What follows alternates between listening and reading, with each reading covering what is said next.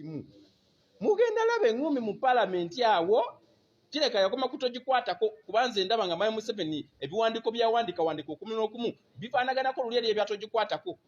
kati sawa yali kitegeeza baagala kuleeta maje mu parliament ku nsonga ya mmwanyi kati bakitegeeza wabanga baagala okugaleeta kuba tulabanga ebintu ebitambula obukodde bwe buli kati naffe n'ab'emifumbi abalina amaanyi gaabwe naffe twetegese kuba stage eddako wali eri temwana mu party 1 nga tweteekateeka kubanga wabeerawo ba dangerous substitutes kati ffe tuddako kuba stage eddako okulaba nga oba kukifunya tukifunye kubanga ku mmwanyi kwe tusibidde kuba tukimanyi ye solution y'Abannayuganda era tebaagala kulaba nga babaavuwaza kuba Mayi Museveni ye kyayagala kwavuwaza bannansi kye twagenda kukkiriza tugenda kulwana okulaba nga ekisonga eyo teyisibwawo waakire neeyisibwawo abamu nga tuli ku bitanda